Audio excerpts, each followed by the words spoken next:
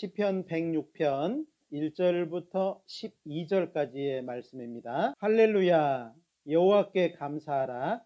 그는 선하시며 그 인자하심이 영원하미로다. 네 능히 여호와의 능하신 사적을 전파하며 그 영예를 다 광포할고, 공의를 지키는 자들과 항상 의를 행하는 자는 복이 있도다. 여호와여, 주의 백성에게 베푸시는 은혜로 나를 기억하시며 주의 구원으로 나를 권고하사, 나로 주의 택하신 자의 형통함을 보고 주의 나라의 기쁨으로 즐거워하게 하시며 주의 기업과 함께 자랑하게 하소서. 우리가 열조와 함께 범죄하여 사특을 행하며 악을 지었나이다. 우리 열조가 애굽에서 주의 기사를 깨닫지 못하며 주의 많은 인자를 기억지 아니하고 바다 곧 홍해에서 거역하였나이다. 그러나 여호와께서 자기 이름을 위하여 저희를 구원하셨으니 그 큰 권능을 알게 하려 하심이로다. 이에 홍해를 꾸짖으시니 곧 마름에 저희를 인도하여 바다 지나기를 광야를 지남 같게 하사, 저희를 그 미워하는 자의 손에서 구원하시며 그 원수의 손에서 구속하셨고, 저희 대적은 물이 덮으심에 하나도 남지 아니하였도다. 이에 저희가 그 말씀을 믿고 그 찬송을 불렀도다. 이 내용은 과거 이스라엘 역사, 즉 출애굽을 통해서 하나님이 우리에게 말씀하신 내용들이 들어있어요. 이스라엘 백성이 정말 하나님의 말씀을 듣지 않고 원망하고 불평하고, 그렇지만은 하나님이 끝까지 용납하셨어요. 결국 은혜를 베풀어서 이스라엘 백성을 가나안 땅, 약속의 땅에 이끌어 드리는 일을 하셨다는 겁니다. 이스라엘 민족이 출애굽을 해서 가나안 땅까지 들어가는 이 모든 과정은 세상의 죄악 가운데 살아가던 우리가 구원을 받아서 천국에까지 이르는 그 모형이라고 할 수 있어요. 이 홍해 앞에서의 그런 내용도 우리의 신앙생활에 많이 적용을 할 수 있는 겁니다. 이스라엘 민족의 출애굽의 과정, 그리고 인도하시고 가나안 땅에 들어가게 하신 그 모든 것은 하나님의 섭리가 있었어요. 그런 것처럼 우리 모든 사람에게도 하나님의 계획이 있습니다. 애굽에서 그들은 노예 생활을 했습니다. 억압받고 어디 자유롭지 못하고, 그리고 스스로 구원해낼 수 없는 우리 모든 사람도 구원받기 전에 내 스스로 구원받을 수 있는 것이 없었습니다. 내가 뭘 행해가지고 뭔가를 해가지고 우리가 천국 가는 길은 없었어요. 그런 것처럼 이스라엘 민족이 애굽에서 노예 생활을 했다는 것은 우리의 무능함, 우리의 연약함을 나타내주는 그런 부분이라고 할 수 있습니다. 하나님은 그런 가운데 있는 그 사람들에게 모세를 보냈어요. 우리를 구원하러 오신 분이 계셔요. 예수님이 직접 오셨습니다. 그들을 정말 놔주고 싶지 않았지만은 그들이 가지고 있는 많은 재물을 주면서까지 내보냈던 것이 이 출애굽의 마지막 부분이라고 할 수 있어요. 우리도 사실은 하나님의 놀라운 능력이 있었어요. 사실은 나의 어떤 특별한 능력을 가지고 구원받은 게 아니고 하나님이 나를 위해서 베풀어 주신 그 능력, 이스라엘 백성에게 10가지 재앙을 통해서 건져냈던 것처럼 하나님의 큰 능력으로 우리를 건져냈다는 것을 알 수 있어요. 이스라엘 백성은 애굽 땅에 나올 때 당당하게 나왔습니다. 주변에 있는 모든 재물을 다 긁어 모아가지고요, 딱 나왔어요. 우리 구원받은 사람이 구원받은 이후에 어때요? 세상에서 손가락질하고 우리하고 다 구별을 해버리지만 우리는 어때요? 이스라엘 백성이 출애굽에서 나올 때 당당하게 나왔고, 출애굽기 15장에 보면은 그들이 홍해를 건너서요 하나님께 큰 찬양을 드렸어요. 애굽의 모든 군대가 홍해에 딱 잠겨버렸을 때, 다 죽임을 당할 때에 그들은 홍해 건너편에서 하나님께 큰 찬양을 했다는 겁니다. 자, 하나님은 우리의 삶을 구원하시고 당당한 삶을 살기를 원하시고 남은 삶을 찬양으로 이루어가기를 원하시는 거예요. 그리고 그들은 젖과 꿀이 흐르는 그 가나안 땅, 하나님의 약속의 땅을 향해서 한 발짝 한 발짝 나간 겁니다. 그들에게는 광야를 걷고 있지만은 그들의 중심 마음에는 소망이 있어요. 가나안 땅, 하나님의 약속의 땅에 대한 소망이 있어요. 우리 구원받은 사람 죄 용서함으로 말미암은 구원을 받고 나서 마음에 아무것도 없어요? 가지고 있잖아요. 천국에 대한 소망, 언젠가 우리가 이 세상을 떠날 때 천국에 들어갈 것에 대한 소망을 가지고 있다는 겁니다. 그리고 그들은요, 온갖 그 애굽에서의 온갖 어려움들, 그런 고통에서 해방이 됐어요. 광야를 걷고 있지만 그들의 마음은 편안한 마음이 있어요. 그들의 삶에는요, 구름기둥과 불기둥이 항상 같이 하면서 그들을 안전하게 지켜주셨어요. 우리의 신앙생활 한번 생각해 보십시오. 구원받고 나서요, 사람이 너무 걱정근심하고 살아가는 것도요, 하나님 앞에 합당치 않아요. 구원받고 나서 삶이요, 마음이 평안해야 돼요. 이전에 구원받기 전에 사람처럼 무엇을 먹을까, 무엇을 입을까, 이 걱정 저 걱정 하고 살아가는 것이 합당하냐 이 말이에요. 이스라엘 민족을 다 출애굽을 해가지고 홍해를 거치지 않고 바로 갈 수 있는 길이 있었는데요. 그렇지 않고 왜 일부러 홍해까지 그 앞에다가 데려다 놨냐 이 말이에요. 하나님은 그것을 통해서 분명히 이스라엘 백성에게 가르쳐야 될 부분이 있었다는 겁니다. 출애굽기 13장 17절입니다. 바로가 백성을 보낸 후에 블레셋 사람의 땅의 길은 가까울지라도 하나님이 그들을 그 길로 인도하지 아니하셨으니 하나님이 말씀하시기를 이 백성이 전쟁을 보며 뉘우쳐 애굽으로 돌아갈까 하셨습니다. 그냥 가까운 길로 그냥 블레셋 사람의 땅으로 홍해가 없는 그 땅으로 가버리면 3, 4일 길이면 가거든요. 그 길로 가게 하지 않고 하나님이 홍해가 있는 아주 어려운 길로 이스라엘 백성을 인도했냐 이 말이에요. 우리가 구원을 받았는데 왜 내 삶이 우여곡절이 있냐는 거죠. 하나님이 내 삶에 이런 삶을 통해서 나를 가르치고 싶으신 것이 있어요. 그리고 그것을 통해서 하나님이 더해 주실 것이 있기 때문에 그런 거예요. 우리 구원받은 사람에게도 구원받고 나서 우리의 삶에 반드시 뭔가 배워야 될 것이 있어요. 교회를 통해서, 교제를 통해서 배워야 될 것이 있다는 겁니다. 그리고 정말 구원받은 사람에게 많은 말씀이 전해지고 있잖아요. 수많은 말씀이 전해져요. 그래서 교회라고 하는 부분은 가르칠 교자에다가 모일 회자를 쓰는 거예요. 그래서 이 교회는 구원받은 사람이 함께 모여 있는 것은 뭔가 하나님께서 가르치는 것이 있어요. 또 구원받은 사람은 배워야 되는 것이 있다는 겁니다. 자, 하나님은 이스라엘 백성을 돌쳐서 홍해 앞에 딱 갖다 놨어요. 뒤에는 사막이 있습니다. 왜 그 길로 인도를 하셨을까요? 가르치려고 하는 겁니다. 출애굽기 14장 1절부터 여호와께서 모세에게 일러 가라사대 이스라엘 자손을 명하여 돌쳐 바다와 믹돌 사이에 비하이롯 앞 곧 바알수본 맞은편 바닷가의 장막을 치게 하라. 바로가 이스라엘 자손에 대하여 말하기를 그들이 그 땅에서 아득하여 광야에 갇힌 바 되었다 할지라.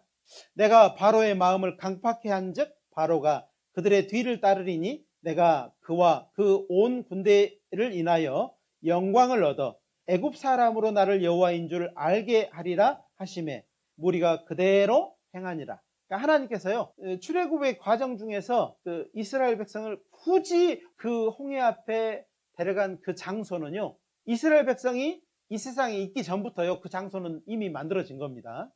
사실은 우리 구원받은 사람이 이 세상에서 모두 만들어져 이미 있는 그런 조건에 싹 들어가잖아요. 어려움을 겪잖아요. 구원받을 때 생겨난 것이 아니고 이미 이전에 있던 것 가운데 구원받으면서 어려움을 겪는 거죠. 그 전에는 그것이 어려움이 아니었는데요. 구원받자마자 어려움이 생기는 거죠. 왜 그럴까요? 그것을 통해서 하나님은 영광을 얻기를 원하시는 겁니다. 하나님은 거기에서 알게 하시기를 원하는 겁니다. 우리가 구원을 받았지만은 현실의 어려움이 있다. 이스라엘 백성이 애굽에서 출애굽했지만은 현실의 어려움은 있었습니다. 제일 첫 번째로 홍해가 탁 놓여 있었어요. 홍해라고 하는 현실적인 어려움이 그들에게 주어졌다는 겁니다. 우리 구원받은 사람 앞에도 장애물이 있어요. 그 장애물 앞으로 우리를 인도하신 거예요. 왜요? 그걸 통해서 가르치려고 하는 겁니다. 우리는요, 이전에 구원받기 전에는 어떤 장애물이 탁 나타나면 피해가려고 하는 마음이 있어요. 하나님이 홍해를 탁 앞에 놓는 그 현실적인 어려움 가운데서요, 이스라엘 백성이 홍해 앞에서 믿음을 가지고 넘어가기를 원했다는 겁니다. 이제 구원받은 이후에는 믿음으로 이겨나가야 된다 이 말이에요. 믿음으로 이겨나가는지 그렇지 않은지를 계속 살펴보는 거예요. 그 문제를 해결을 하고 한번 탁 믿음으로 넘어간 사람에게는요, 그 문제가 다시 오지 않아요. 근데요, 그 문제를 줬는데 또 못 넘어가고 또 좌절하고 또 넘어지고 그러면요, 조금 있다가요 다시 또 그 문제를 또 줘요. 우리는 결코 구원받기 전처럼 피해가지도 말고 좌절하지도 말고 이걸요 탁 뛰어넘어 버려야 돼요. 이스라엘 백성이 홍해를 하나님을 믿음으로 광야 같게 걸어갔죠. 믿음으로 걷는 겁니다. 마태복음 10장 34절로 39절입니다. 내가 세상에 화평을 주러 온 줄로 생각지 말라. 화평이 아니요 검을 주러 왔노라. 내가 온 것은 사람이 그 아비와 딸이 어미와 며느리가 시어미와 불화하게 하려 함이니 사람의 원수가 자기 집안 식구리라. 아비나 어미를 나보다 더 사랑하는 자는 내게 합당치 아니하고 아들이나 딸을 나보다 더 사랑하는 자도 내게 합당치 아니하고 또 자기 십자가를 지고 나를 좇지 아니하는 자도 내게 합당치 아니하니라. 자기 목숨을 얻는 자는 잃을 것이요 자기를 위하여 자기 목숨을 잃는 자는 얻으리라. 사실은 구원받은 사람이 구원받지 않은 사람과의 이 관계가요 이전과 같지 않다는 것을 말씀을 드리는 겁니다. 구원을 받았는데 이전하고 별 차이가 없어. 말은 구원받았다고 하는데 그 친구들이 볼 때요 별 차이가 없는데 말로만요. 근데 말도 하는데 정말로요 그렇게 살려고 해요. 그렇게 본이 되는 삶을 살려고 해요. 정말 불화하게 된다는 거예요. 불화. 둘 중에 하나 구원받아서 관계가 이전과 같지 않다는 것을 말씀을 드리는 거예요. 결국 생명을 가진 사람이 생명을 갖지 않은 사람에게 생명을 전해주려고 하면은요 내두면 안 되잖아요. 그러니까 불화하게 되는 거예요. 생명을 전해주는 그 과정이 정말 어렵다는 겁니다. 이전에 가지고 있는 것을 한번 비교를 해보세요. 예수님과 내가 가지고 있는 걸 한번 비교를 한번 해봐요. 어떤 게 더 중요한지. 합당한 것이 있고 합당하지 않은 것이 있다는 것을 말씀을 드리는 겁니다. 이스라엘 백성은 홍해 앞에서요 그 현실적인 어려움 가운데서 그 어려움을 믿음을 가지고 딱 뛰어넘은 거예요. 우리는 그 부분을 꼭 생각을 해야 돼요. 그래서 갓 구원받으면은요 조심해야 될 것이 있는데 그 자리에서 너무 빨리 뽑히는 거, 자리를 옮기는 거. 하나님이 현실적인 어려움 가운데 우리를 두는 것은 거기서 도피하라고 하는 것이 아니고 그걸 통해서 이겨나가라고 하는 것입니다. 고린도전서 7장 24절입니다. 형제들아 각각 부르심을 받은 그대로 하나님과 함께 거하라. 어려움을 스스로 거기서 탈출해버리지 말고요. 그대로 있으라는 거예요. 그대로 있는데 누구랑 같이 있으라고요? 하나님과 함께 있으라. 이게 사람이 그 있던 자리에서 구원받고 나서 자꾸 바로 옮겨버리잖아요. 그것이 하나님과 함께 하지 않는 부분이 되는 겁니다. 그래서 하나님은 그 자리를 고수해라. 거기에서 너의 그 현실적인 어려움에서 탈출하려고 하지 말고 거기서 하나님과 함께 그것을 이겨내라 이렇게 말을 하는 겁니다. 이스라엘 백성에게 두 번째 현실적인 어려움은 가로막혀 있는 홍해보다 뒤에서 쫓아오는 애굽의 군대들이었어요. 자, 우리 구원받고 나서 이제 정말 마귀가 내버려 둘까요? 이제요 본격적으로 싸우려고 딱 준비하는 겁니다. 우리의 옛 주인 마귀입니다. 옛 주인이요 자기 종을 빼앗겨 버렸어요. 이제 다시 쫓아오는 거예요. 총동원해서 쫓아와요. 총동원. 가만두지 않겠다는 겁니다. 그래서 구원받은 사람은 단단하게 준비를 해야 됩니다. 내가 단단하게 마음을 교회 가운데, 교제 가운데, 이 교회와 교제를 성경은 뭐라고 하냐면은 산성이요 요새라고 해요. 이게 뭐냐면요 전쟁을 하면은요 막 맨몸으로 싸우면 돼요. 일단은 산성으로 들어가야 돼. 문빗장 딱 걸어버려야 돼. 그리고 요새에 딱 들어가서 이제 힘을 기르고 먹고 또 무장을 하고 전신 갑주를 입고 무기를 갖추고 방패를 딱 준비하고요 싸울 준비를 해야 되는 거예요. 그렇게 안 하면 큰일이 나거든요. 각 구원받고 나서 교회를 가까이 못하고요 잠시 떨어져 있으면요 금방 다 잊어버려요. 자기가 어떤 상태에서 구원받았는지까지 다 잊어버려요. 사람이 귀로 들었기 때문에 마음은 높아져요. 다 알아 됐어 끝. 하나님께서 두 번째 현실적인 어려움 애국 군대가 뒤에서 따라오는 것을 통해서 우리에게 말을 하는 겁니다. 자, 구원받은 사람은 옛 주인인 이 마귀가요 애국의 모든 군대가요 특별병거를 다 타고 바로가 앞장서서요 막 다 죽이려고 온 겁니다. 구원받은 사람 그래서 함부로 자기 자리를 이탈하고 하면 안 되는 거예요. 가장 위험한 겁니다. 교회에 문의하고 의논해보고, 그리고 내가 이렇게 해도 되는지 저렇게 해도 되는지를 물어봐야 돼요. 교제해 줄 수 있어요. 그런 부분들을 성경적으로 하나님이 원하는 쪽으로 교제해 줄 수 있다는 겁니다. 베드로전서 5장 8절 9절. 근신하라 깨어라 너희 대적 마귀가 우는 사자같이 두루 다니며 삼킬 자를 찾나니 너희는 믿음을 굳게 하여 저를 대적하라. 이는 세상에 있는 너희 형제들도 동일한 고난을 당할 줄을 알미니라. 울부짖는 사자예요. 어떻습니까? 자기 자리를 쉽게 이탈하면 안 돼요. 교제하셔야 돼요. 세 번째 현실적인 어려움은 사람들이 앞에는 홍해가 있고 뒤에는 특별 병거를 탄 애국 군대가 쫓아오니까는 사람들의 마음이 물처럼 녹아내려 버렸어요. 낙심했다 이 말이에요. 스스로 낙심해 버리는 거예요. 이게 가장 큰 문제입니다. 그들은 믿음이 적었어요. 앞으로 가면은 빠져 죽을 것 같고 뒤로 가면은 병거에 깔려 죽을 것 같고, 예? 또 칼에 맞아 죽을 것 같으니까는요. 그들은 그러면 어떻게 해야 돼요? 하나님께 부르짖어야 되죠. 하나님을 향해서 얼굴을 들어야 되잖아요. 낙심하지 말고요. 하나님을 바라봐야 되는데 이스라엘 백성은 그 홍해 앞에서 모세를 원망했잖아요. 왜 그랬다고요? 믿음이 적어서. 믿음이 적지만은 뭘 할 수 있어요? 우리가 하나님을 향해서 고개를 들 수는 있잖아요. 하나님의 말씀에 의지해서 믿어야 된다니까요. 우리는 그 조건이 다 돼 있잖아요. 우리는 의지할 것, 하나님을 바라볼 것이 너무나도 많은데요. 우리가 사는 시대의 가장 큰 문제가 스스로 낙심해 버리는 겁니다.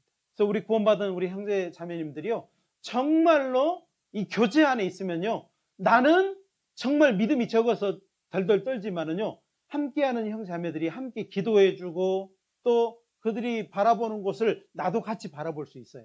교제는요, 나무로 따지면은 좋은 양분이 있는 흙과 같아요. 흙. 교제에서 뽑힌다 이 말은 좋은 흙에 심어졌던 나무가요, 뿌리채 뽑히는 것과 똑같아요. 시편 34편 9절부터 21절까지입니다.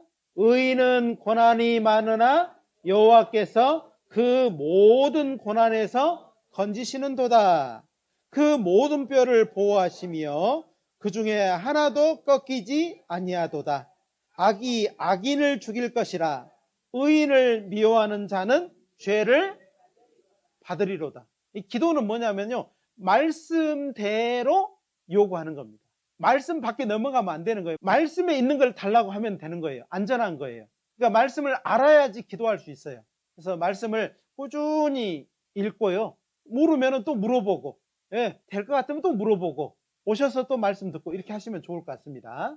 고린도 후서 1장 5절. 그리스도의 고난이 우리에게 넘친 것 같이 우리의 위로도 그리스도로 말미암아 넘치는도다. 구원받아서 고난이 넘치지만 그리스도 때문에, 그리스도로 말미암아 위로도 넘친대요. 이걸 꼭 기억을 하셔야 돼요. 이거를 기억하지 못하면요, 스스로 넘어져요. 스스로 낙심하고 스스로 자빠져 버린다.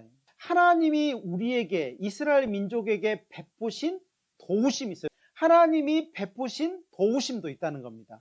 어려움과 고난과 위로는 연결이 돼 있다고 말씀을 드렸으니까 이렇게 말씀을 드리는 겁니다. 첫 번째로는 하나님이 뭘 도우셨을까? 이스라엘 백성이 광야를 걸었지만은 항상 따라다니는 거 있었어요. 이스라엘 백성을 항상 저녁이든 낮이든 어느 때든 항상 함께하는 것이 있었어요. 낮에는 구름기둥, 밤에는 불기둥. 그런 것처럼 우리 구원받은 사람에게도 이 불기둥과 구름기둥이 있는 것처럼 우리의 삶의 중심을 이루는 것이 있다는 거예요. 바로 말씀입니다. 말씀. 이 시대의 구름기둥과 불기둥은 말씀입니다.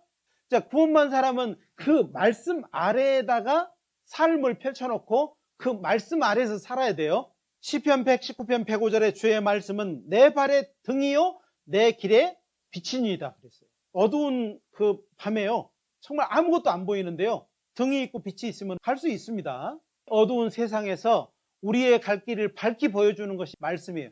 정말 구원받았다면. 자, 어려움 중에도 이스라엘 민족을 보호하시고 인도하시는 하나님의 섭리는 40년 광야 생활을 하는 가운데 한 번도 떠나지 않는 것이 있었다면 불기둥과 구름기둥이었어요.